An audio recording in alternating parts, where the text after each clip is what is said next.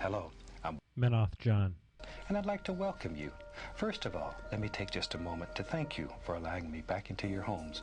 If this is your first time with us, let me extend a personal invitation for you to drag out your miniatures and paint along with us each week. Let's go over to the canvas here and let's get started. I believe, every day's a good day when you paint. I believe, it'll bring a lot of good thoughts to your heart. I believe, every day's a good day when you paint. I believe, it'll bring a lot of good thoughts to your heart. Let's build a happy little cloud. Let's build some happy little trees. There are no limits here. You start out by believing here. You can almost paint with anything. All you have to do is practice. There are no limits here. Well, good evening, brushheads. It's Sunday night, and that means it is time for the Sunday night extravaganza. Yes, ladies and gentlemen, it is that time. It is time for Painting with MkII John, and we are actually going to have a show today. I think that we've finally taken all the demons, all the bad things, all the negativity out of this podcast, and we have replaced it with high-quality video technology representing obsolete encoding software and only the best in multiple Macintosh products to make this show happen for you. But before we continue on with all of that fantastic frivolity, I'd like to bring on the co-host with the most, Mr. John Spencer. Say hello to the brushheads, Mr. John Spencer. Hey, brushheads. Haha, hot damn, John, I think we got this one licked today. Yeah, it's looking good so far. We have done extensive testing. We have utilized the Underwriters Laboratory. We have employed the European Union Consortium for Electrical Standards and Practices, and we have utilized all of those technologies to bring you tonight's Painting with MkII John, and I am very, very excited about it. So before we get going to a whole lot further, I would like to raise a glass of Kraken, and first off ask you, what are you having for tonight's beverage update? More of my black cherry whiskey. Black cherry whiskey. We need to get you off to the store and get you some more Kraken, man. You still out? Yeah, it's still out. It's on my list. Oh, God. Well, with your black cherry whiskey and my Kraken, I raise this to all the brushheads who found their way onto the internets tonight to join us here on Painting with MkII John. Hey, Ron. Ron. My God. That is some smooth stuff. Hey, John, I've got a couple things here on the Get Started list. First off, we have, I believe we have Lonely Monk in the chat room. Is that not indeed the case? It is. Okay, well, this one kind of goes out to Lonely Monk. We are going to have a special with him to talk about this particular subject, but Lonely Monk would like all the brushheads to know about a fantastic Kickstarter that's going on right now, and the Kickstarter is for CaptainCon. For those of you who listened to the terrible audio show live last week with the clicky, poppy, whatnotty, Max Headroom thing I did, we did talk a little bit about CaptainCon. It is a 3-day con coming to Taunton, Massachusetts, and that is going to be July 25th through 27th, and they're hoping to use the Kickstarter to raise the necessary funds to get the con off of the ground. Now, John, you are our local geography expert here on Painting with MkII John. Where exactly is Taunton, Massachusetts? It is south of Boston, I guess closer to Rhode Island than Boston, actually. South of Boston? If you've got that accent, absolutely. If I was going to have a heart attack, would I have it in Boston?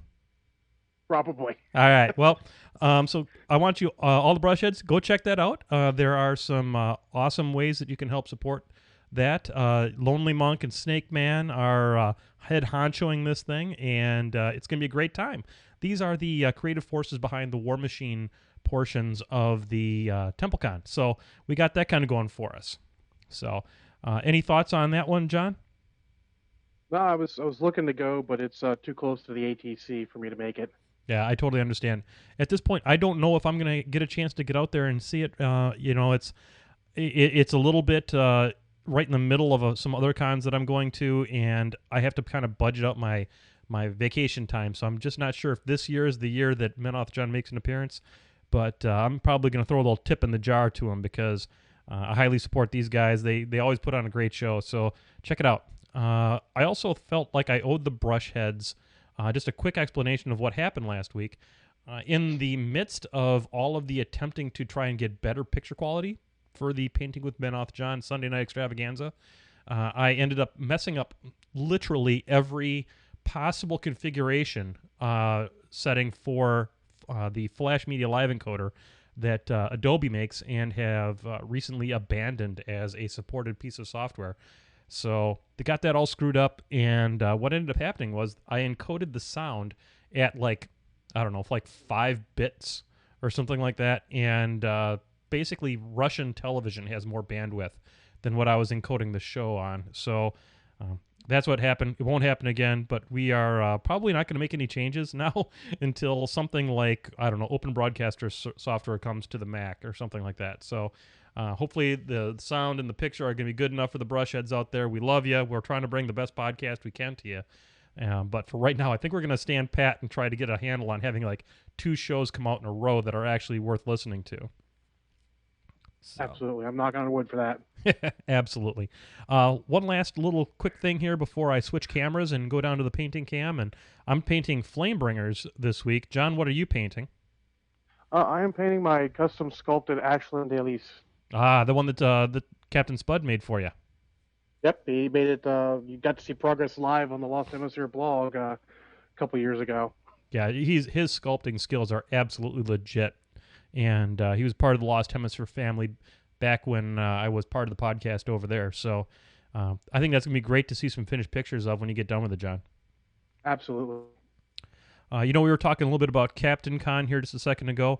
For those of you who are in the greater Midwest area, I'm going to try and get this podcast out pretty quick here. I'm going to start releasing maybe a little bit earlier in the week on MkII Minis. And I'm going to be at Adepticon in beautiful Lombard, Illinois, on Saturday and Sunday. I will not be there on Friday because I will be coming back from Seattle. So if you are interested in getting an Iron Arena game with me, Menoth John, I will be at Adepticon, and I will probably be sporting the Painting with Menoth John shirt, so you'll know who I am. And stop on in, say hello, shake my hand, and let's fire back a shot of Kraken together. So we'll see you at Adepticon if you are there. So so that's about all we have for the pre-ramble, if you will. I'm going to go ahead and switch over to the painting cam.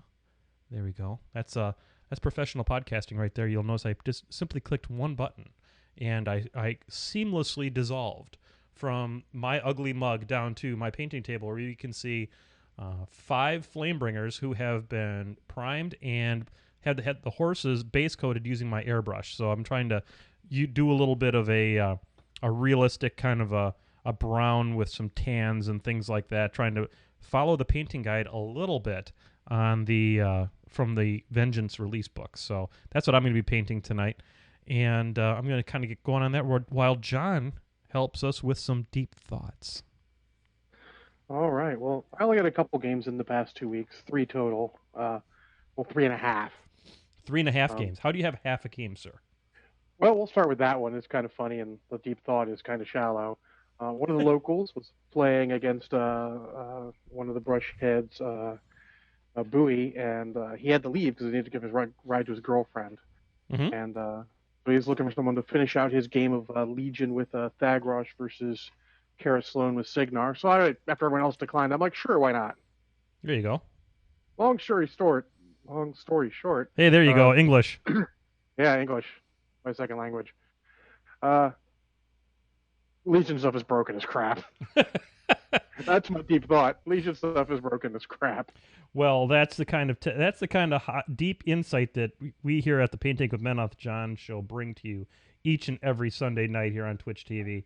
He had managed to drop a Ravagore shot on Kara Sloan, and she burned a bit, and so I only had to do like the last 4 or 6 hit points to her, and with an entire army at your disposal to do that little damage, I ended up doing it with a True Strike charging flappy thing. True Strike flappy thing. Is that the little flappy thing that comes out of the pot? Oh, yeah. Harrier? The Harrier, that's it. Yep. Flappy thing. Flappy thing. I like flappy thing better. I think they should. You got to be careful how you say that. You don't want to say fappy thing because that's different. That's entirely different. Yes. That's sort of my thing there. True Strike's really effing good. So let me tell you a little bit about. I'm going to break some tech loose on you. This I got direct from Legion Jesus, one Mr. Jake Van Meter. The best way to play Legion is to first you activate the Ravagore, you cast its Animus, then you boost to hit and damage, then you walk up the Shepherd and remove the Fury. That is how you play Legion, folks. I totally did that, and I said it that exact way. And Bowie doesn't get the chain attack dojo, so he didn't get the joke. But I was chuckling. So that's some good stuff right there, because it's literally that hard of a faction. I think Jake ought to be absolutely embarrassed for playing that, because he's got some good skills. I mean, that's a bright kid right there, and I got to say it, he's quite beautiful as well. And yeah, no doubt. Oh yeah, I mean, he's just straight up handsome. But Tech is he actually likes chicks with a southern accent. Oh really? Saying. I wonder because he and Keith and them were at the ATC, and me, Keith, and him and Chuck and the rest of my team, Banyan and Bowie hung out after everyone else who was local went home. Huh. So he likes he likes his ladies to say, "Oh, Jake, y'all, how you doing?" Something like that. There you go. Well, I'm going to have to practice that for Adepticon, because I'm sure he's going to be there, and I want to make sure that I get all the attention I have coming to me. So you make him swoon. There you go. I'll just bat these big old blue eyes at him and see what kind of a reaction I can get. So that's your first deep thought for tonight, huh, bud? Yep. The second one was I played one of my locals, Pete, had given me the idea to get a Earthbreaker. Before it came out, he had mentioned I should get that with the free Colossal that my store gave me for running all the events, because I'm not a press ganger. I run them just because I love the hobby. And because you're the co-host with the host. Absolutely. So his thought was, him and Holland over what to get, and he's like, just get Earthbreaker when it comes out. And I'm like, that's a great idea. And he claimed first game, so since I'd gotten it assembled enough, I gave him first game. There you go.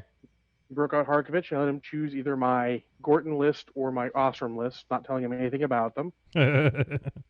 My Gorton list is literally my tournament Gorton list, just with an Earthbreaker and some stuff. And the Ostrom list is a Searforge. Fun, but fairly serious fun list. Anything with Earthbreaker is serious fun, buddy. Yes, indeed. He chose that list, and to keep it short is, he was so scared of the Earthbreaker and the potential assassination, he gave me 2 points for kill box. And as you know, in most scenarios, you can get 3 points in a turn. Yep. So he did that, had nothing to contest. I looked at him and said, I win. That thing is straight up terrifying to most people, because it has so many shenanigans at its disposal. Yeah. Robert Shepard went so far to say, if you make it all the way through that 11.5 monstrosity of a podcast that Walter did with him, that he thinks that all three of the dwarf casters are the best mercenary casters because of Earthbreaker.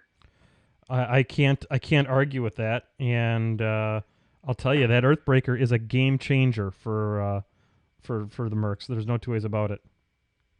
Yeah, it's pretty legit. Though my third deep thought goes into that a little more. I was playing against another local, Brian. He was playing Grim 2. Mm-hmm.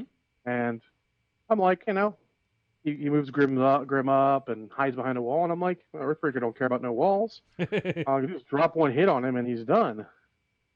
Knock him down, shoot him to death, because he used all but one of his focus. Uh-oh. And I started off with a double tap CRA from the high shields, which he didn't like any. Yep. And then remembered real quick that he had a token there that he had put, he had used the Chronicler to put the one where if they fall down you can't shoot them, gives them concealment and feign death. Mm-hmm. I don't remember the name off my head right now. Yep. And that changed my whole plan, so I had to decide what to do. And if you're in a tournament and you're in that situation and someone has popped something on you that you forgot, change your plan. Don't just try and do it anyways. Since this is a friendly game, I just tried to kill him anyways. There you go. I'll just hit the hard, 13s and 16s or whatever I need to hit him. I'll just roll them. Yep, it's worth going into the tank for a couple of minutes to reevaluate the situation when you get surprised. Yep. I had Thor tune up its hit rolls rather than damage. Yep. Seems legit. Yeah, Tail of Mist. Thank you, Todd Ark. Tail of Mist. And went for it anyways. I failed by one. Ooh, I hate that when that happens. It's okay. I needed a pretty good roll in the last damage roll to kill him. Got all but one. I'm like, yeah, whatever. Mulg comes forward, kills the Earthbreaker because he's Mulg. Did he So did he one round it and from healthy? Oh yeah, absolutely. Damn. Well, he put rage on it. Oh, that'll do it. Yeah, so though he almost charged out of his control area, which is another thing you want to check. I'm so excited about something you don't charge out of the control area, because then he would have killed Mulg. That game would have been functionally over. But he killed it because I hadn't popped my feet with Osram, because I'm not going to spend a good ability to take over for me trying something crazy. Yep. And then next turn I just popped my feet. Forge Guard charged over the wreck marker, killed Mulg, and we had a bit of a game. And my real deep thought is, it's kind of vague. It's think outside the box. At the end of the game, he had used his Stonebearer, who hadn't cast a spell yet, to cast Pursuit on my high shields, because they're oh so hard to hit. Landed it, and because he didn't have anywhere he really put Grim, so he just put Grim in melee. The Grim's in melee with the high shields, and if they move, he gets free strikes, and then he gets to move from Pursuit. Ooh, that's some good tech right there. That is some good tech. So I look at it, I go and tank for a minute or two, and I'm like, oh, I got this. Rock Bottom aims, shoots Grim with the flamethrower, kill every high shield in between him and the game and Rock Bottom, which includes the ones who are in melee with him. Yep. Miss Grim because he's got high defense. Then the high shields give up their movement, aim, shoot him, no pursuit move, and tactical was it martial discipline from Osram let me charge my hammer dwarves through the high shields, and well, job's a good one. Good get GG. Yep, but that was fun. We sort of, we made all sorts of mistakes and stupid moves. We sort of herp-a-derped our way through the end of that game. Dude, and it took forever because he's a little slow at times. I'm going to tell you what, man. The first time you and I get together and actually play a game, I'm going to be terrified. You are straight up legit. No way, man. That was one of my earlier deep thoughts. Don't be scared. Just play it. I played one of the local at the Mat 2 years ago. I played Jake Hoffman, who's a pretty big deal on the East Coast. Is he a big deal in his meta? And, actually, it's a big deal in the East Coast meta, which is a pretty big meta. I'm just kidding. And they had won the Mat the year before, his team, but I didn't know who he was. I just played him, won, and I'm like, cool. Then someone's like, hey, those guys won last year. And then I'm like, well, now I'm intimidated, but I've already played. Well, that's kind of how I was when I played against Brian Geezy there the other day. I mean, I had never beaten that guy, and he's always had, not that we played a ton of games against each other, but I mean, he's straight up legit. And he was playing that Xerxes Theme Force, and I'm going to tell you what, that thing, you see all those medium-based scoring models across the table, and it's enough to break you right into a good old sweat. Yeah, well, this actually brings up a not involved with my games deep thought, is don't let the player get in your head. I know that guy will get in your head. Well, I played Brian White at the Mat, or at the ATC, and I mean, it got in my head a little bit. I knew this guy was a good player, wasn't going to make mistakes, so I think I wasn't playing my best game because I was worried about him. But if you just calm down, just play your game. Your opponent's going to do what your opponent's going to do. Play your game. Yep. Could Brian White be a nicer guy, though? He was awesome. Isn't he a great guy?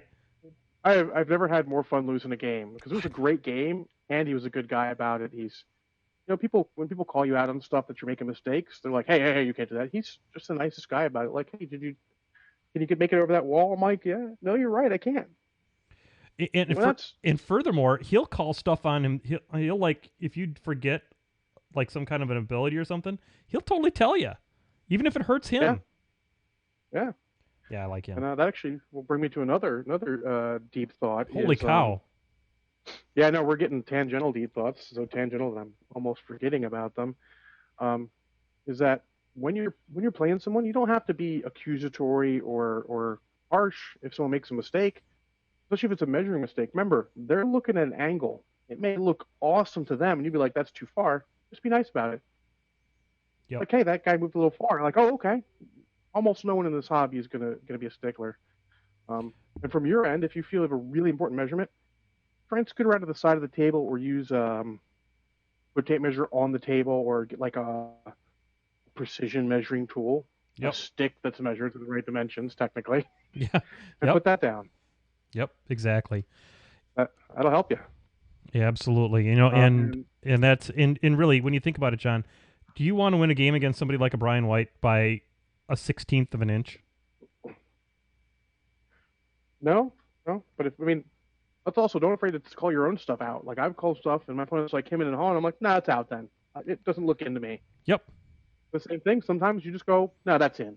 You know, like Fat Asian talked about that on one of his tournament reports. Like I didn't want to win by that, so he said it's in, it's fine. Even though he'd call a judge over, judge said it was out. He's like, no, it's in. I don't care.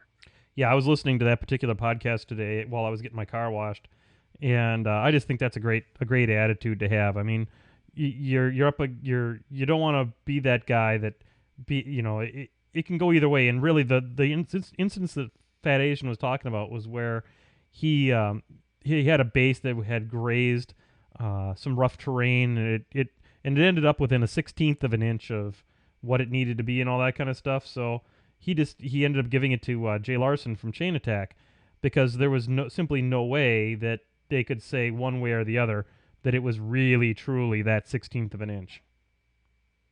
Yep. I think that's classy.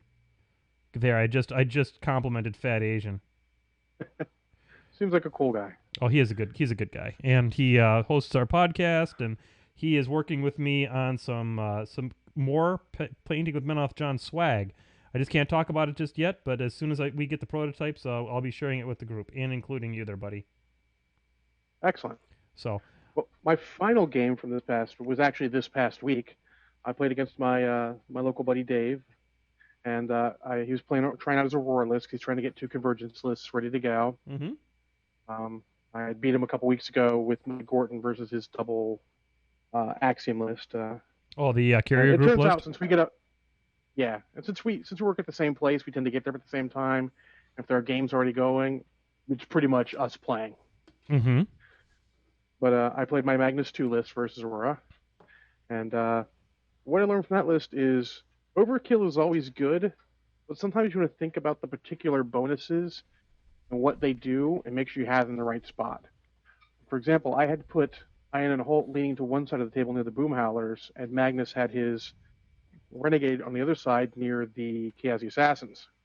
Mm-hmm. When really, if I'd thought about it, Chaos Assassins do not need help hitting anything in the Convergence army. No, not really.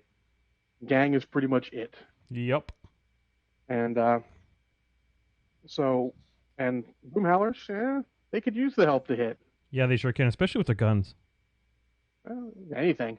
Yep. So I really should have had that switch so that I could Calamity and give the Boom Howlers supposed to be hitting damage, and just and harm for the Chaosi for +2 to damage. There you go.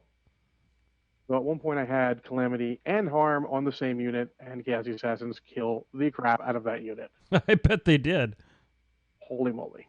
And I mean, I'll say honestly, I made a mistake into that game, but I had blinded Aurora by hitting the objective she was camped next to. Oh god. That's another good tip.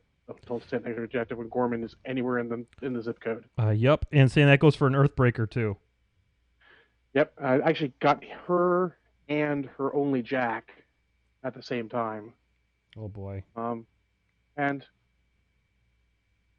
being smart and taking some of my own advice, I put Rocinante into her with 3 focus, and Magnus ran and hid behind a wall, but not in the zone. He's like, well, why you hide in the zone? I'm like, because I just need to kill you. I mean, the points are good, and you're going to contest the zone, so it's not like I'm going to get an auto win if I just take the points. Yep. It's better to just be safe. Don't put anything in there. But in this case, thinking about it, she was blinded. She had 2 angels and a blinded Jack. They're the only things in the area that could threaten him. Yep. He would have been safe sitting there with Bullet Dodger, just in the zone. Nope, that makes a ton of sense. I mean, that's when you have that scenario play. If you're not assess the danger zone that you're actually in, and and maybe you can pull off that scenario win just a turn earlier. Yep. But of course, I ended up killing her because she was only deaf,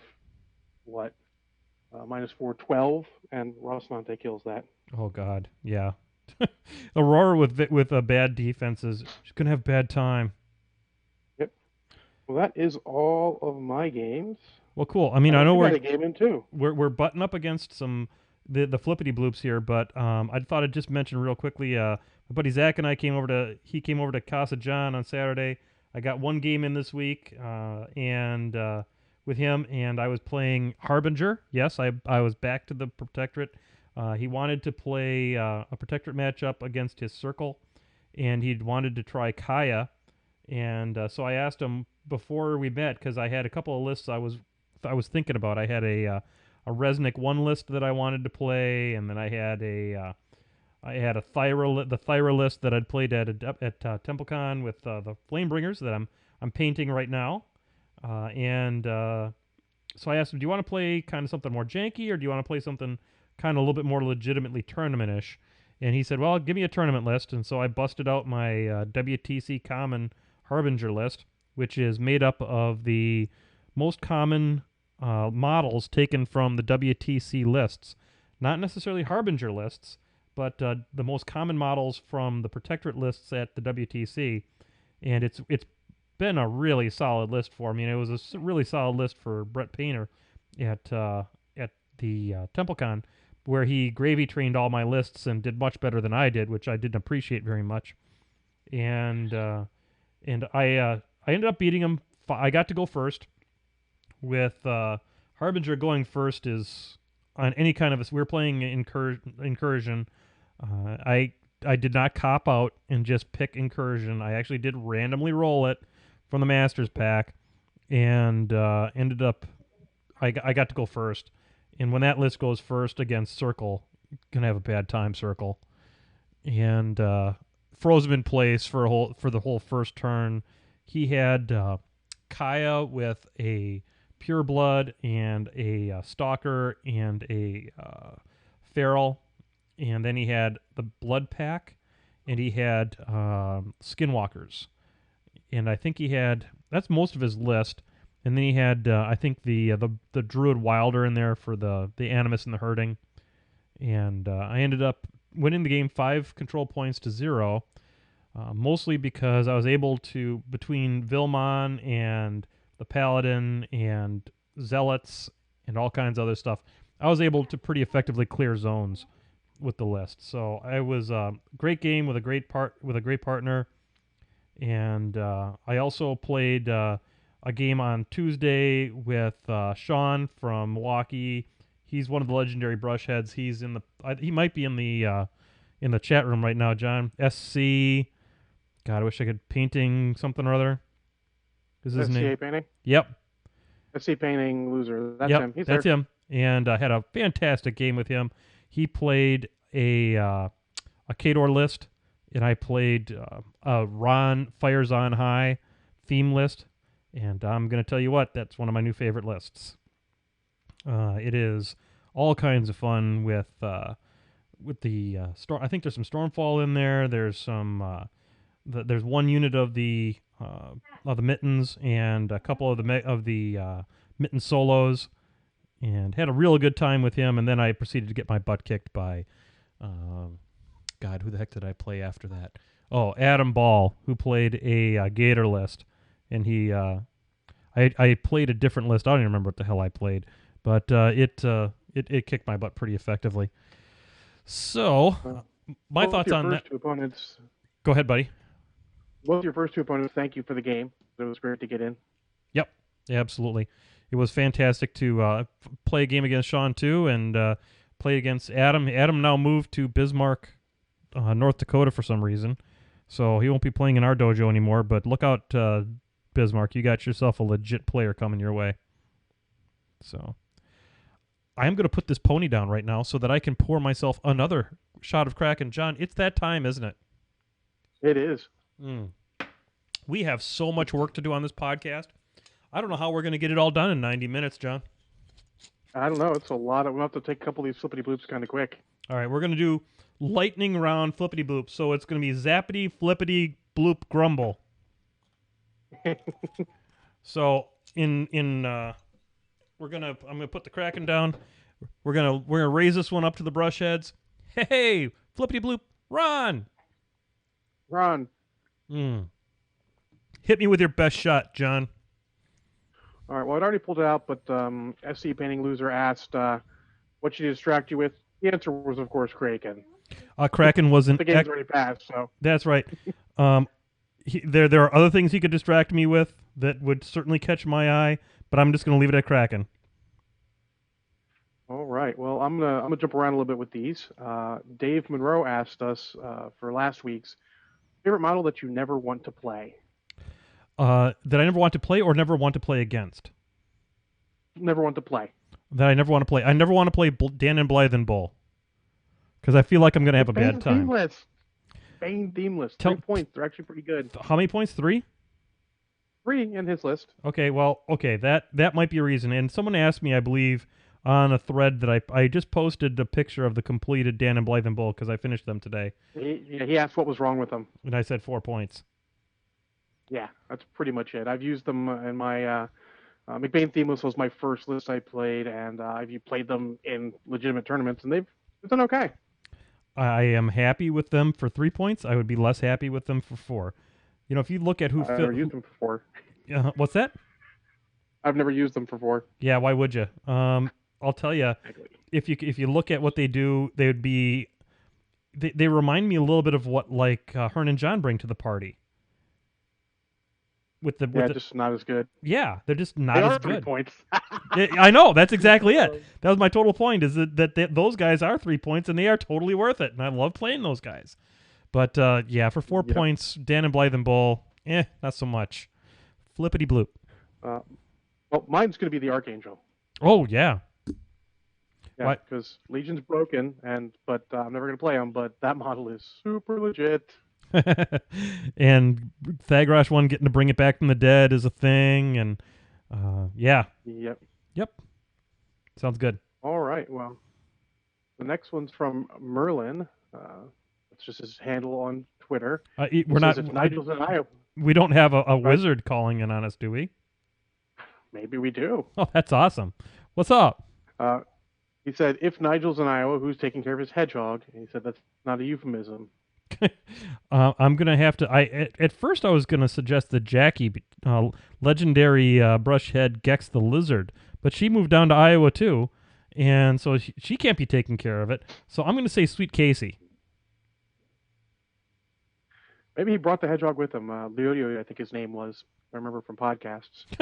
You are so tuned into the whole podcasting scene that I am not. That's all I do at work is listen to podcasts. I mean, I guess I technically work too, but that's what I do at work. And I work from home. There's no excuse. I could be listening to podcasts in the background, but for some reason I don't. I don't know. It's tough if you have a job you have to think at. Mine's pretty mindless at times. So. Well, we'll see how much I actually have to think at my job. I don't know. The way things are going recently, I can't say one way or the other. Anyway, so flippity bloop. All right. Anthony Sarlo asked us, Machete versus Black Dynamite. Who wins? Machete. I think that's what I said last week, too. Indeed. Yeah, we said Machete. I mean, it's Machete. Oh, yeah. I mean, Denny Trejo. And the fact that he's got a figure for the game Zombicide. And El Cholo is my favorite Zombicide character to play. And so I got to go with Machete. For those of you who are listening, who actually managed to, get their way through that damn podcast from last week, we are revisiting some of these flippity bloops, mostly because the podcast was such a disaster and I refused to release it as an audio cast. We're catching up on some of these. So we're going to go a little bit faster maybe than we did last week, but at least as fast as we can go because neither of us are fast at getting much done here. So flippity bloop. All right, Raymond Strubb asked, what is a good way to take a normal paint color, say blue, and make it look metallic? And, God, did I even have a response for that one? I think we both said the same thing, which is to take the metallic color of your choice, whatever kind of metallic you want to look, whether it be silvery or goldy, and then you wash it a couple times with the appropriate wash to make it that color. Yeah, that is certainly a way. And I wonder, as I'm sitting here thinking, I'm wondering if you could take a cold steel, something that's already a metallic, and if you could mix a blue into it and do like a mixed color kind of a thing.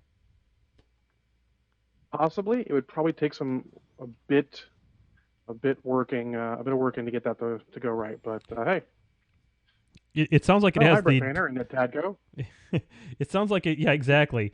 Tadco's a legitimate painter. So is Ed Defoe. So why don't you guys figure that out for the Painting with Men Off John podcast and get back to this guy? There, you've been tasked. This is our first tasking. Yeah, Tadco and Brett Painter just jumped in late to the game. Did they have something to say, or did they just? 7:30 is too early for them too. Oh, whatever. Oh, they just said hi. Painter's he's just being a complainer at this point.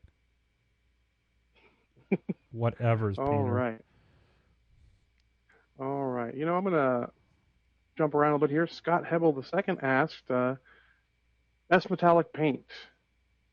Best metallic paint. He said Army Painter's Shining Silver is his favorite. I have not tried that. My favorite metallic paint that I use a lot is Rulic Gold, but I'm also a fan of the Privateer, the Molten Bronze. I just think that when you hit it with that Ogren Flesh, or whatever it's called now, let's see, Reichland Earth Flesh Shade, it gives such a nice color. And I in fact, I'm going to be using that on these daughters as an armor color. I just think it gives a lot of character, and it's got a nice warmth to it. What about you, John?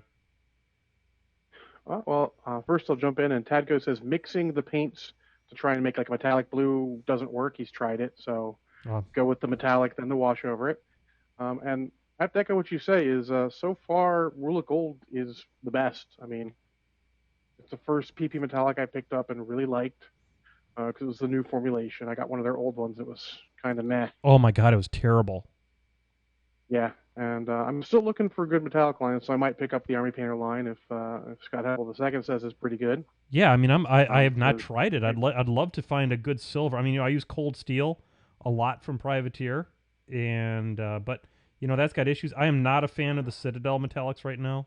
The Iron Breaker. No, they're so hit or miss. Man, there's like zero consistency in their quality, and I've had such rotten luck with it recently. And Tadco says he loves the Vallejo liquid metals. So, ooh, that's put that on the list too. Yep. So there's some good ones there. Flippity blip, John. All right. I'll actually go back to Scott Hebel because this will take care of a couple at once. So we'll have two at once. Scott Hebel II asks, I want my junior warcaster. How long are we going to be waiting? And Brett Painter asked this week, so with the imminent delivery of my Kickstarter journeyman and Resnick, he's brainstorming all sort of lists with high rat merc models.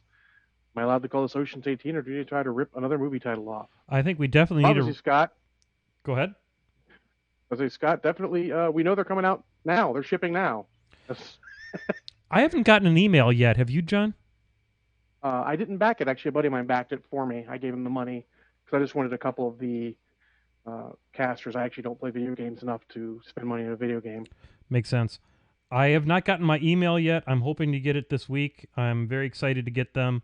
They are on their way out. As for Brett and his question, the thing that I don't think it's a good idea to copy the name Ocean's 18. I mean, let's give credit where credit's due. Nigel's super sweet. He came up with that name, and I think we should rip off another one. It is a protectorate list that you're making, so we should probably have like I don't know. We should call it the Da Vinci Code or something, and for all the different things, and because it's got a more of a religious tone to it, or maybe we could have 13. Maybe we could have the Boondock Saints or something like that we could rip off or something like that. So, but I can't condone Ocean's 18 as a rip-off name because that would just get confusing. And I think that Brett Painter showed a relative lack of creativity by even thinking of that. Fair enough. I'll actually just note that one of the guys calls my Gorton list I play Ocean's 18 also because there are 18 non-Warjack models in it, and it's sort of the same sort of idea with lots of solos and stuff. Huh. Well, that guy's not creative either. So. Oh, I'm not even gonna repeat what Brett Painter just posted in the Yeah. in the. You don't call your list that at all, Brett. If you're calling it that, that's bad. Flippity bloop. All right. Where should we go next? Here we go. Kevin Bashford asks if you could remove one color from the world so that you never had to paint it again, what would it be? White. I would remove white. I'd go yellow. Oh God, yellow's worse. You're right. Can I remove Paint 3? yellow. Well, you got to paint white, and then you've got to paint yellow. Yeah, can I go back? I want to remove 3 colors. I want to take red, yellow, and white, and just get rid of them. Those are all tough to paint. They're all Red really sucks. tough. So honestly, I find if you want a little trick on yellow, which I still hate painting, use moldy ochre as your base. That is the trick that I use, and I think it's you who taught it to me, and it is legit, 100% legit. Because it covers a little better. You can cover it over black, and then you can put the yellow over it, and it might take a couple coats, but thumbs up. Yep, and it gets rid of that streakiness that you get if you try to do yellow over the top of black. You can the damn color is so translucent. You literally cannot put enough of it on there, and then when you do, it looks like you frickin' layered it on with craft paint. It's just ridiculous. It has the double whammy of being translucent and drying fast. Yeah. Screw that paint. Plippity bloop. All right. Jerry from Twitter asks, now that one of our resident faithful players turned his back on Menoth, what would the Lawbringer do to avenge this betrayal? Well, the Lawbringer really does only know one punishment, and that is the rack. And so I would say that if he turned his back on the creator, now I don't want to sound like a hypocrite here because, I mean, I have never turned my back on the lawgiver. I have always been and always will be a MkII. And but even though I'm dabbling with the elves, I think it's important to know your enemies. So that's my excuse, or excuse me, that's my reason. It's not an excuse. As for your friend who turned his back on the creator of man, well, really, there's only one place for him, and that's in the digestive tract of the devourer worm. So rack him and then burn him. My answer to this is, I don't play Menoth. Yeah. Yeah. Hey, John, how many people do we have in the chat room right now? 17. Man, that's great for considering we missed a whole week on the show. Yeah, and Edifo is getting us all sorts of painting tips. He says to start your yellow with brown, which is sort of what we're doing. We're using moldy ochre. He says bring your white up from green, and he is going to find us a link, which I will share with you after he gives it. Really?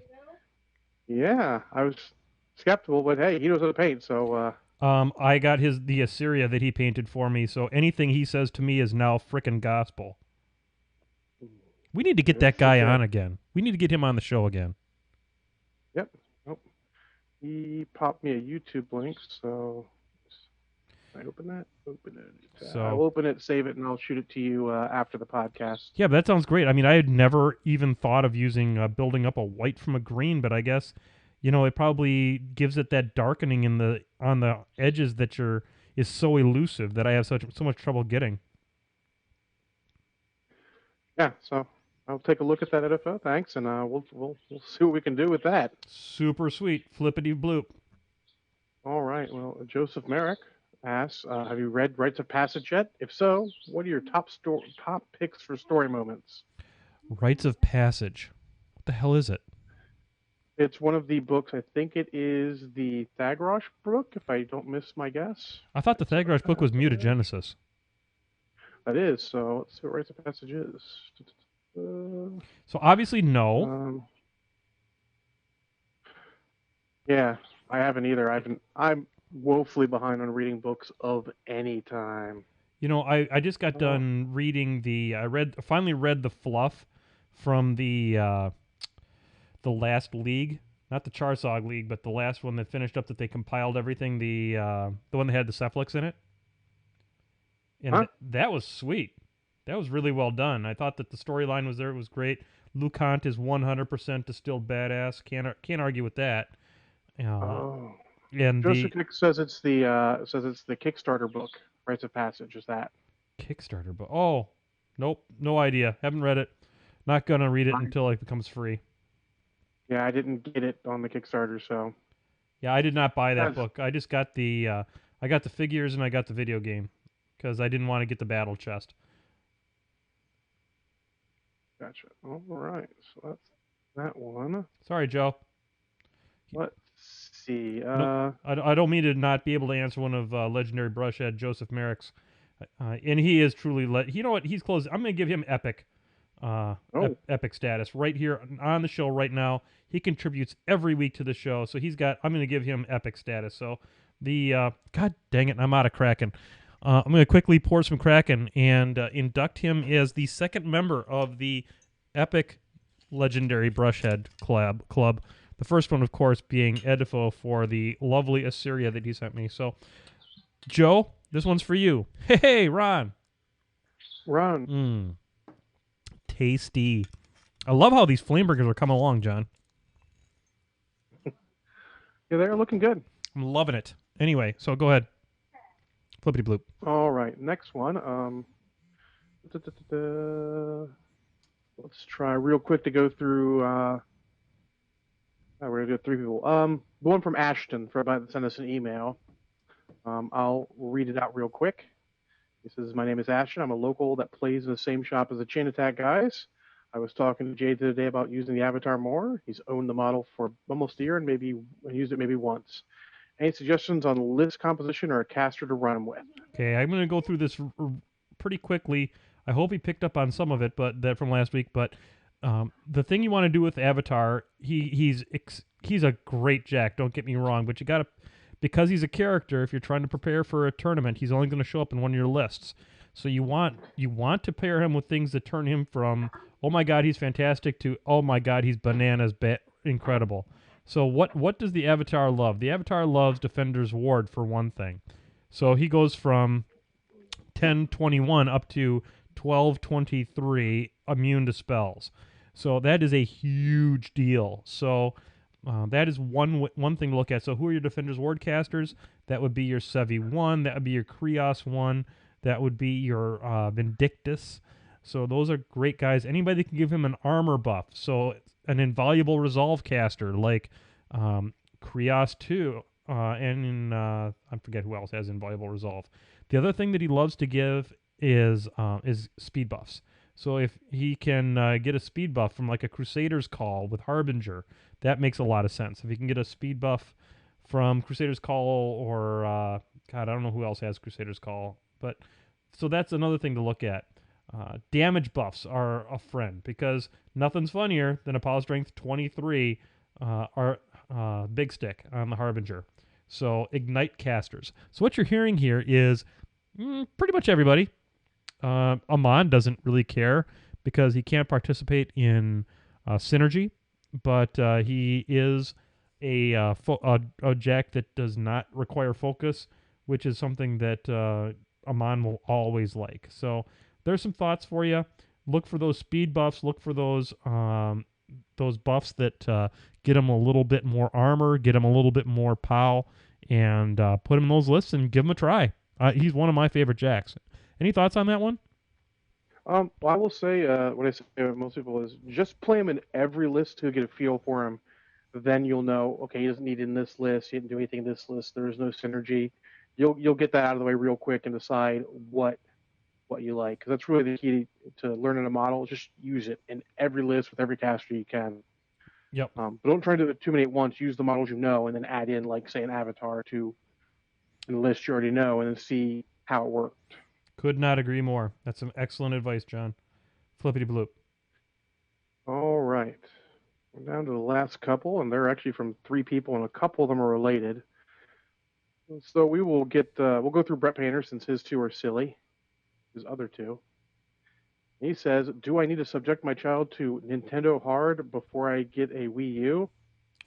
I don't think it's necessary. You do need to subject him to Nintendo Hard at some point, however. Preferably right about the time that he's going to start video gaming with you. It's important that you humble him. And so, pick like a Super Mario 1 or something like that and subject him to Nintendo Hard. so that he has an appreciation for just how good he's got it these days, where save points actually exist and where levels are even remotely fair. So I would highly recommend that you must, and this is for any parent out there, you must subject your child to Nintendo Hard frequently, because otherwise they're going to get an attitude. And then the next thing you know, they're smoking dope, and they got prostitutes and all kinds of stuff. Pretty soon they're Scott Ray. Okay, let's face it. Let's be real honest about this. Before you know it, they're Scott Ray. So I want you to get out there and don't be Scott Ray, and subject your child to Nintendo Hard. Do not let them play Magic the Gathering. Do not let them play anything with Warhammer or Warhammer Fantasy, but give them the Nintendo Hard. So any thoughts on that? I would say just need to teach your kids that games can be hard. Don't coddle them. They're not going to win every game. That's right. Because if they learn that early, they'll be more interested in playing, because those victories are going to be a lot more interesting. Yeah, exactly. And then when you crush them at the table, they're a little bit more apt to take it, and you don't have to dry quite as many tears when you destroy their soul. And if you're not crushing your kid's soul, you're not doing it right. So that's my thoughts. So there you go, flippity bloop. We are burning through these flippity bloops, so we may. Go ahead. The last one is probably going to take us a bit of time. So good. So we left time for it. Good. Yep. All right. So we'll go with Brett Painter's second silly one. And he said, should I be worried that my list of recommended friends on Facebook is now filled with people I've only heard of from War Machine and Hordes podcasts? Well, Brett, you're kind of sad. So, I don't know what to tell you. If you only know these people from podcasts, you probably need to get to more conventions. So you need to probably get a divorce. And that, let me tell you how a divorce really opens up your options as far as conventions are gone. So first thing, get a divorce. Second thing is get to more conventions. Third thing, be less of a sad person.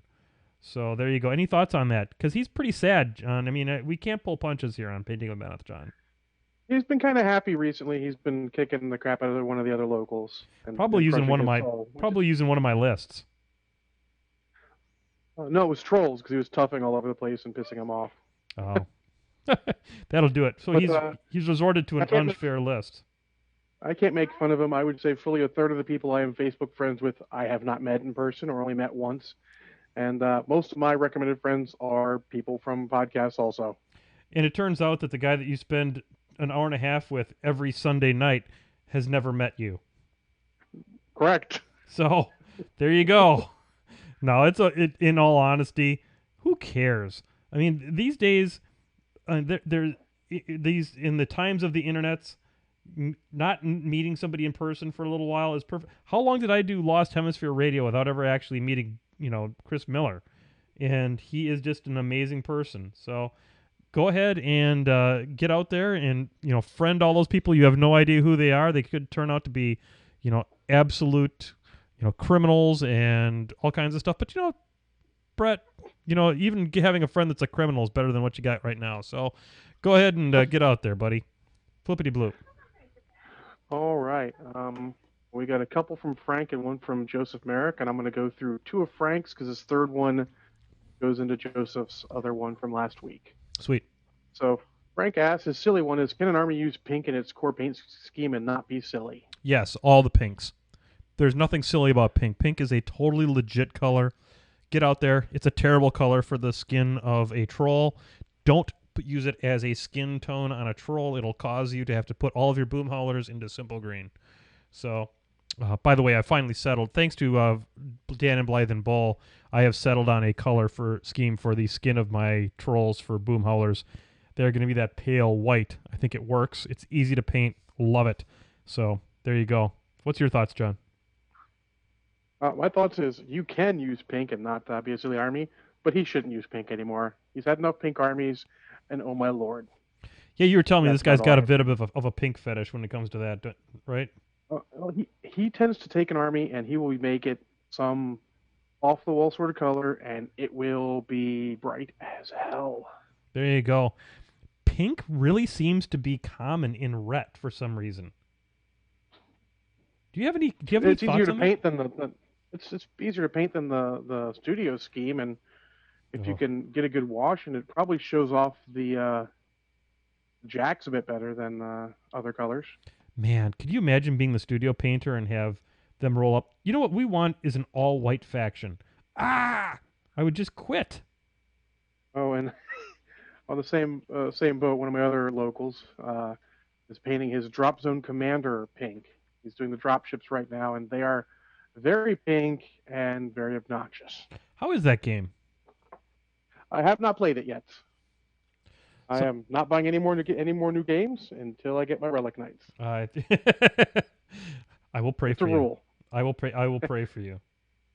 Yeah. Wow, did I Hey, dodge that bullet? It's saving me money. There you go.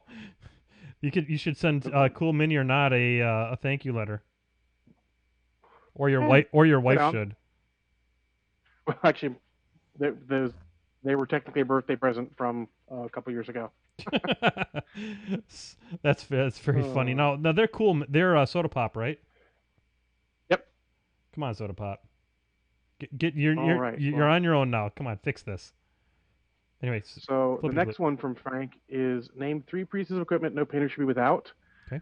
He says don't justify their importance. We don't really have time for all that. Mm-hmm. But I believe last week I said a paint palette, then flow extender, and don't remember the other one. Yep. But I'm sure there's something else you need. Yep. I think I said an airbrush. If you're serious about this, some of the effects you can pull off with an airbrush are simply second to none. I would say also that I would say some sable hair brushes. I use the Winsor Newton Series 7. Other sable hair brushes are also excellent, but there is nothing quite like a sable hair brush to improve your... They hold the moisture really well, so they allow the paint to flow a lot better, and you can get a lot better looking paint because it almost self-dilutes the paint for you. And then I would say a third one would be someone in your life that's very tolerant of you painting all the time. There. Absolutely. I remember what you said last time. I'll use it as my third. YouTube. Yeah, YouTube's awesome. Yeah, thank you for that. YouTube has so many good videos for how to do things. Ghoul, who is a very legitimate painter, has quite a few of them. I should put up on the... I'm gonna for all the brush heads and all the wannabe brush heads. I'm gonna put up on the Painting with Menoth John Facebook site. I am gonna put up a link to one of Ghoul's painting YouTubes, and this guy is totally legit. And so like the page, and then you can see the links, and he will teach you things because he is completely legit. What else you got, John?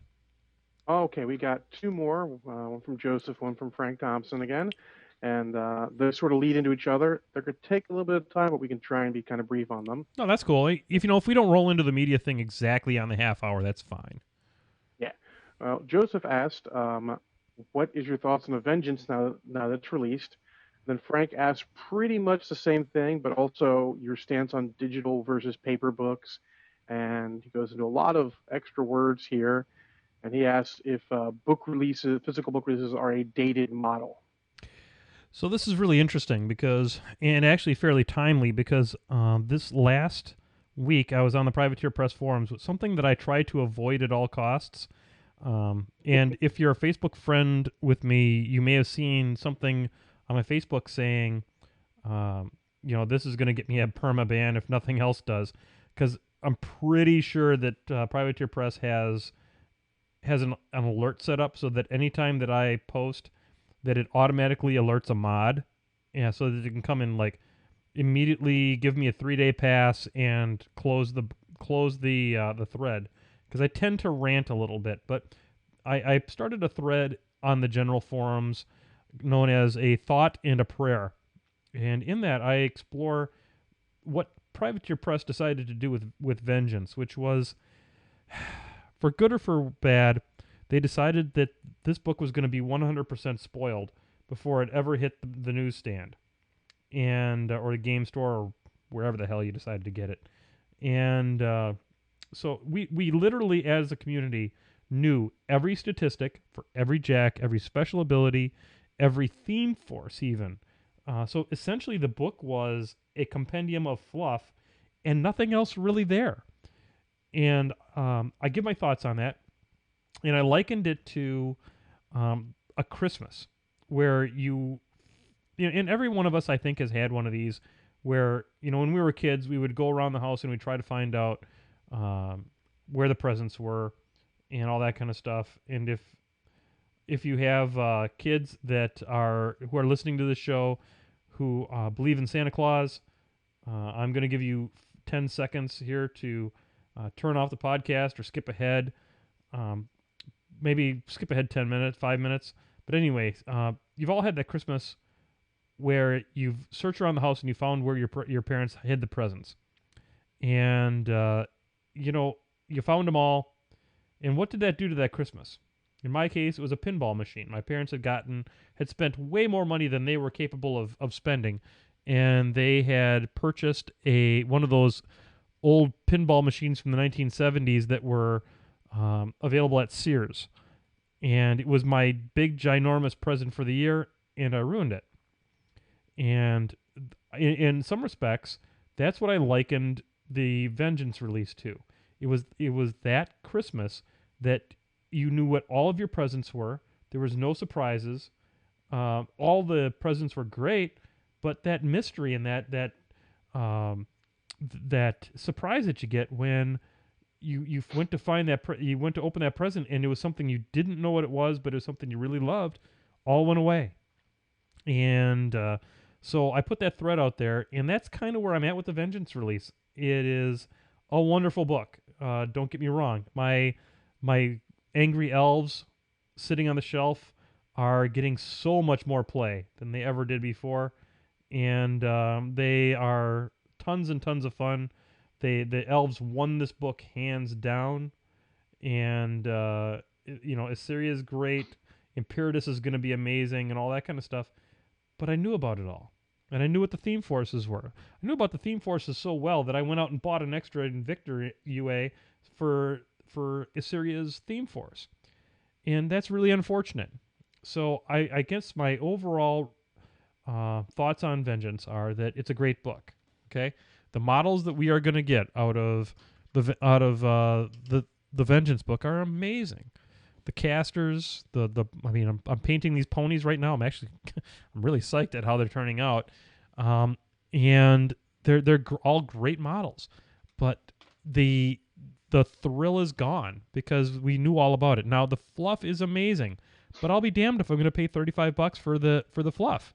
I bought the digital version, and that gets to the second part of the question, which was, what are your thoughts on digital releases and our paper releases passe? And I don't think that they have to be. If I would have been much more inclined to spend the extra $10 to get a physical copy of this, had I not known what exactly every model in this release was going to do. So that's kind of my thoughts on it. I think that you can go ahead and read the 3 or 4 pages. I haven't even checked it recently to see how many pages that thread has, but I really hope the Privateer does it different. I didn't argue for no spoilers because I think that spoilers are great. My favorite parts of No Quarter are when they give you some spoilers, and they show you what they show you what all is coming out, and it builds suspense. But leave at least 2 or 3 things behind. Don't spoil everything. John, what are your thoughts? I agree 100%. I actually have not bought Vengeance yet in any format because of that. I mean, I'll get it. I mean, I want to read the fluff, but it's now become a luxury buy, not a really want to see what's coming out buy. Yeah, and War Room has something to do with that too. I mean, I don't want to rip on War Room, but you gotta say that it really, having all those stats right there helps make the book a little less relevant. I do not yet have any cards for War Room. Okay. They just got to the point where I'm thinking about buying the cards, just working out the finances, because $60 a month is a lot for cards. But, yep. I'll work it out. Yeah, I don't disagree with you, John. I bought the $60 thing a while back, and when it first came out, and I was fortunate. It's a nice deal, but I can totally see your point. So that's where I'm at. Are there any more flippity bloops, sir? No, that was it. We got through, a week and a half worth, technically. Yeah. Brushheads and how many people do we have out there in the chat room right now, buddy? Looks like about 15, and Okay. they're talking about Infinity currently. Well, that's because we got Edifo in the house, and that guy is an Infinity fool. And I look forward to playing some Infinity sometime. I might need to make a trip out to Colorado sometime just to hang out with Edifo and play me some Infinity because I'd like to know more about that game. I think the Infinity podcast that I like is from that area too. Yeah, the Colorado. God, I'm looking at these Flamebringers and I'm pretty freaking happy. I have to tell you. Anyway, squirrel. Anyway, so let's transition then, John. So that was the Flippity Bloops. I want to thank everybody who's listening to the show either on the audio podcast or on the video podcast. This podcast can't happen without the audience participation, and the participation that we like the best is the Flippity Bloop. So make sure that you get out there. We put a thread out on the Painting with Menoth John Facebook page, and I also get on the Twitter. If you follow Menoth John, that'd be at Menoth John. You can you'll see I'll put up a post, a tweet, if you will, and you can always hashtag Flippity Bloop, and we will get after your questions. Not all of them are going to be informative. Not all of our responses are going to be accurate because that's not what we bring to you at Painting with Menoth John. We are here for the fun. We're here for the fellowship, and we're here for the Kraken. So for all of you out there watching at home, this one's for you. Hey, Ron. Ron. Hot damn tamale. Okay, so let's recap here so far, John. So far, we have not had a single interruption of the stream. We have not had even a single dropout on Google+. Well, kind of asterisk on that one. It did sort of lock up for a minute, but I don't think they noticed. I didn't notice. So if I didn't notice, I'm not going to count it. So it didn't cause me to freak out and hit every button on my computer simultaneously. So I'm going to call it good. So far we are 0% technical difficulties, and I'm going to knock on wood. I'm going to take a little sip of Kraken. Pour one out for Elijah, whatever it takes. And we're going to keep on moving on here. Let's talk about media, John. All right. Well, I watched 3 movies in the past 2 weeks. Yeah, let's recap the 2 movies from the Lost podcast. Why don't you go ahead and tell me a little bit about... Let's talk about the good one out of the 2. Let's talk about the amazing Remo Williams. Remo Williams, The Adventure Begins. All right. Well, it's a 30-year-old movie, which always makes me shudder. Ah, yeah. Starring Fred Ward as the titular Remo Williams. It's sort of like a 80s American martial arts movie. Oh, there you go. It's an origin story for a character that's been in books for years. He's been in the Destroyer series of books. It's just a good 80s romp. It actually ages fairly well. I mean, aside from some of the technology stuff that's just, woo. I mean, the computer's ever really that big? And stuff like that. It's got some good moments, some good stunt moments. It's very amusing. I don't go into too much detail. If you can find it, it's actually really, really hard to find. I had to get a copy of it off eBay for pretty much my limit for buying a DVD, but I was happy with it.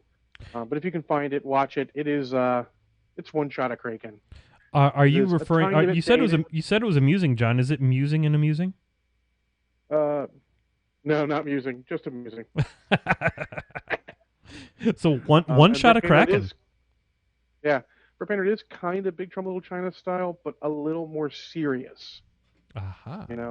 It's I would call it more of a progenitor of sort of the movies I like these days, where they have their humor, but it's not smack you in the face humor. Gotcha. It's not necessarily tongue firmly in cheek. It's quasi serious. It's Big Trouble in Little China, and I may review that eventually if you're here. Is tongue planted firmly in cheek for the entire movie. We actually need to assign that as a movie club, I think. I've been trying to avoid the really bigger movies because They've all seen those movies, of course, Good point. Good right? point. Yep. Good point. Good point. I have, but that's a really good point. I was just looking for an excuse to watch it again. Yeah, I don't need an excuse. Like I was going to watch Avengers, but I'm like, that doesn't help. Everyone's seen Avengers. Yeah. Good point. Spoiler: 0 shots of Kraken. Yeah, exactly. And they're making a sequel to it, so that can't be bad. Oh, but I will tell. Are we going to be on next weekend? You're going to be back in time? I should be. Yeah. Okay. Well, assuming we're on next week and we don't have any problems, a little hint for everyone. I will be reviewing Captain America: The Winter Soldier Ooh, very nice. because I took a half day at work Friday to go see it early because that's what I do. Well, let me ask you a question. When does it come out? Friday. This coming Friday? Yep. Okay. Yeah, that's gonna be. Maybe I can pull it off when I get back from Seattle. We'll see. I'll have to ask Belinda Librarian what she's up to on Friday. I don't think like I said, I don't think I'm going down to Adepticon on Friday because I'll have gone a whole week without seeing my honey, and I want to rectify that situation. Let me tell you what. So. Well, if you do, try and walk around a bit in there, see if there's anyone else going, because you might catch my buddy Marshall. He was supposed to see it with me, but it turns out he's going to be at Adepticon, so he's going to see it there. So Nice. You never know. Might get a group together of people and watch it. Nice. And Tadgo says he has not seen Avengers yet, and I don't have the words, Tadgo. Tadgo, your legendary brushhead status is seriously in doubt here. We need to talk a little bit about this. Tadgo, I painted a model for you. The U.S. Postal Service lost it. Then they found it. Go see Avengers. My God, sir. All right. All right. Do you want me to go to the next movie, or you want to drop one of yours on us? I'm gonna drop one of mine on. I want to talk a little bit about a board game, and I don't think that I've talked about this. It is one of my favorite board games to play, and Belinda Librarian and I and Signar Jake and Lich Lord Charlie, we all got together this weekend. We played a little Survive Escape from Atlantis. Now, Survive Escape from Atlantis is a terrific game. It is it's a 4-player game. And it is a reprint from an old 50s or 60s game. The concept is that the game is you are on the island of Atlantis, which is sinking. Big surprise. And you have all these little wooden meeples that are all over the place. And you have to get your meeples into boats and then get your boats over to little islands that are surrounding the sinking island. And it's actually 2 games in one, John. There's a mini game at the beginning of the game where you set up the island and you put your meeples on the different tiles, and then you get each person gets 2 boats. You put your boats out there, and then you set all the other part of it is you actually set up the tiles that make up the island, and you have sand tiles which are kind of sandy colored. Funny enough, you have tiles that look like jungle, which are a little bit taller than the sand ones. And then you have rock tiles. And when you play each turn, you have to the first thing you do is you get 3 actions, and you can move a meeple or move a boat or do those kinds of things. And then you get and then you have to take a tile away, and you take all the sand tiles have to go first, and then all the forest tiles have to be taken off, and then all of the rock tiles have to be taken off. And in that way, the island is kind of sinking. So you can dump people who are on the sand tiles into the water, and there are sharks, and there are whales, and there are sea monsters, and sea monsters can eat boats and people in them. Whales knock over boats and put people into the water. Sharks eat people in the water. It's great fun. It's a huge screw your neighbor game. And that is why Lich Lord Charlie loves it so much. This kid is 7 years old and has a mean streak. As long as frickin' the Strip in Las Vegas. So this weekend we were playing it, and Belinda Librarian and I talked, and we were going to be I ordered the 5-player and 6-player expansion so that we can take it to her family, because her family is a lot like my family in that we play games to screw other people in our family. So it's going to go over huge at the Lawrences. So I'm really looking forward to playing with her and her family and her brother and stuff. Super cool people. And so I highly recommend Survive Escape from Atlantis. It's good from 7 to 70 or even older, because I'm sure that Belinda's mom would love it too. So I'm going to give it no shots of Kraken. Oh, snap. Yeah, it's that good of a board game. So I enjoy and there's a lot of games that my kids will suggest that I'm like, oh, really? We're going to play that? No, not Survive. Survive is the go-to game. So 0 shots of Kraken on the Survive Escape from Atlantis. Now you went to see you got another movie for us. Let's talk a little bit about The Replacement Killers. All right. See, we're getting the good ones out of the way first. Mm-hmm. The Best of Killers is, if you saw it, you would just guess that it was directed by John Woo. It was not. It was directed by Anton Fuqua, who sort of went to that John Woo school of gun fu. The John Woo School of Gung Fu? Gun fu, yeah. It does star Chow Yun-fat, so I mean that's always a plus. Chow Yun-fat's awesome. He's made of win. Anything. He's made of win. Yes. It is sort of like a U.S. take on the sort of heroic bloodshed style of movies from Hong Kong. I enjoyed it a lot. It's got a whole bunch of hey that guy actors in it. I always love that. Jurgen Perchow and Michael Rooker, a bunch of those guys. You're like, I recognize that guy. Mira Sorvino. Very very amusing. Pretty good action. At least a decently engaging story. Very few, huge giant plot holes. And like sort of like Pacific Rim, where they sort of hint at the romantic idea, but it never actually becomes a thing. It does that as well, which is good because it takes place over the space of like 2 days or so. And realistically, you're not gonna fall madly in love in 2 days like that. Not with the bullets flying. If you fall in love with someone madly in 2 days, you're doing it wrong. That's not love. That's infatuation. That's a hookup. Yep. So I like that part about it. It's just a very enjoyable movie. I've seen it probably 40 times. Nice. Tough guess. My wife remembers it, and she doesn't remember a lot of the movies I watch. She's seen it enough out of the corner of her eyes that I think she knows the whole thing just from that. That's super cool. I'm also going to give it 1 shot of Kraken. It's a good time. If you can catch it anywhere, do it. Very cool. I'm going to talk a little bit about a book now. I'm going to talk... I talked about on the podcast that was lost, I talked about Infamous Second Son. I'm not going to go over it again. Just go get it. I'm serious. Just stop what you're doing. Just go buy it. It's a fantastic game. I can't tell you. It's engaged me at least as much as the fabulous that was Borderlands 2. So, but anyway, what I'm going to talk about actually is a book from a used bookstore. I went to a used bookstore on Saturday, and we were bopping around the hot happening metropolis of Kenosha, Wisconsin, and I went to a used bookstore and I picked up a copy of Isaac Asimov's Robots of Dawn, and I'm gonna recommend not only this book. It's my favorite of the robot books, but it's also I'm going to recommend the entire robot novel series. Now, need to be specific. The robot series is not just iRobot. Okay, the robot novels by Isaac Asimov fit into an arc that starts with the Galactic Empire novels, goes to the robot novels, and then ends up in the Foundation series.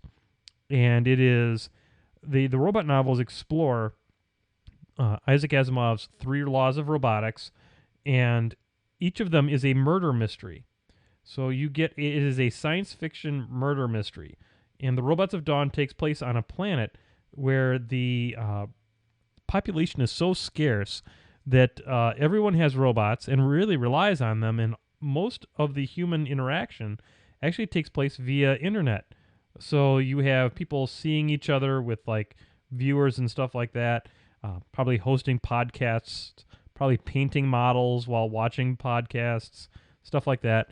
And it is, I think it's got a lot of interesting elements towards where today's society is, where so many of us have online friends, like we were talking about before, that we maybe haven't even met in real life, and a murder takes place. And so if all you're surrounded by is robots that have hard programmed into their brains that they can't harm humans or allow humans to be harmed, how does a murder take place? So that is what this book is about, and I highly recommend it. I found an old copy of it, and it reminded me of how good those books are. So I'm gonna give, for the average science fiction fan, I'm gonna give it 2 shots of Kraken, and for the average mystery fan, I'm gonna give it I'm gonna say 2 shots of Kraken also, just because it's got such a great theme to it as far as a whodunit is concerned. So there you go, The Robots of Dawn. Excellent. What do you got for our last tidbit of movie, John? Well, our last tidbit of movie is one that I'd heard of on one of the blogs I follow. Not a very big blog; it doesn't update too much anymore, but it talks about sort of all sorts of sci-fi and superhero movies and TV shows from the late 70s and early 80s. And it was called um, Message from Space. And it was sort of billed as the Japanese answer to Star Wars. Obviously, they didn't do their quality control. Well, yeah, Star Wars isn't really dated because there's nothing from pop culture in it because Right. it's totally divorced. Which is a good call for anyone making a sci-fi movie, honestly. Try to keep the pop culture out. Hard to date it then. This Exactly. is sort of the direct opposite. There's disco-y type stuff in it, all sorts of stuff like that, and it's really dated. Um, and the effects weren't exactly innovative to begin with. It was all tried and true, Japanese kaiju movie stuff. The models were very good, but the effects they used with them were mediocre at best. So did they have like rubber suit stompy monsters? No Overseas Zombie Monsters. It was all model kits are moving around, and I guess the closest they got was the robot, which I'm sure a midget was in, who was, well, not quite the same quality as Robot from Lost in Space. I'll leave that there. Not quite. No, Ooh, wow, that's an indictment right there. I mean, for all its flaws, the movie would definitely tries. The story's a bit all over the place, also because it is first and foremost a Japanese movie, so they have a lot of their cultural references. The whole plot is bad guys are taking over, took over the good guys. Good guys want to get rescued, and they send out these enchant their gods enchant these nuts. They throw out into space. Whoever ends up with these little nuts is going to be the ones who save them. Wow, that's some weak Yeah, sauce you got going on there. yeah. Um, like I said, almost all the actors try. I mean, as much as they do in any Japanese movie. The best performance of it is probably given by the late Vic Morrow, Oh, Vic who Morrow. uh, who really tries. He's more main of the heroes. He plays a general in the Earth Force who leaves and comes back. I don't want to get into the story, but he plays it pretty well. He at least is trying. It's not just a paycheck for him. So He's putting in his time trying to do his best. so they put about 50-60% of the budget into him. Um, Not really, because I have Sonny Chiba in there too, and I remember that Oh, from last week. You don't know who Sonny Chiba is, but he's relatively big name for them. He did the Street Fighter series movies from Japan that Quentin Tarantino is a big fan of. I've watched. Are those are of decent quality. He's been in Kill Bill. He's been in a lot of movies, huh. but he doesn't show up until late. I think if he'd been in earlier, then it would have been a much better movie. Um, they don't have lightsabers. He's got like a sword, but when he cuts somebody, it does a sort of laser effect over them. Nice. They're trying. Their spaceship is literally like a sailing ship in space. That's super cool. It's kind of cool. I mean, You it look. was fairly enjoyable, but I can't give it a great rating because it is super dated and occasionally painful. So if you're going to give it a rating on the Kraken scale, how many shots of Kraken is it going to take for you, John? Uh, I'm going to give it 4 because I did stop it at about 25 minutes in to go get alcohol. Well, good on you, sir. Good on you.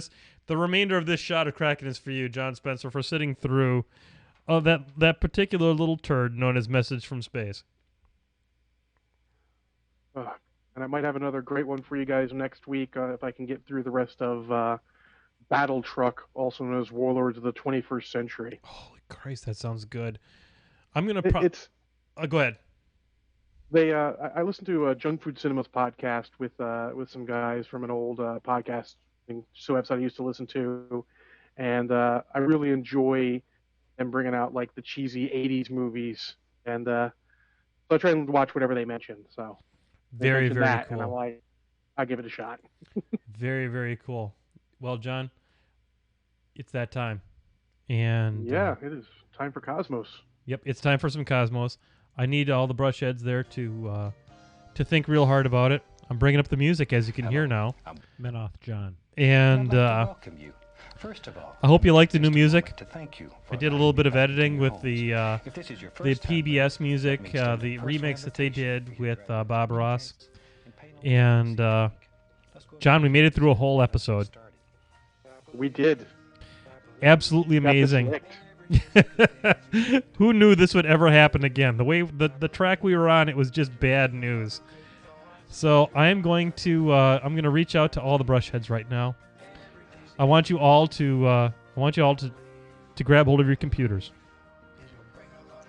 and I want you to listen to the music, and be here next week, next Sunday, here for the Sunday night extravaganza. Here on Painting with MkII John for John Spencer, the co-host with the host. I'm MkII John. Have a fantastic week and keep on painting, folks. You start out by believing here. This is your world. You're the creator. Find freedom on this canvas. Believe that you can do it. Cause you can do it. Give it a little touch. Give it a little push. Make love to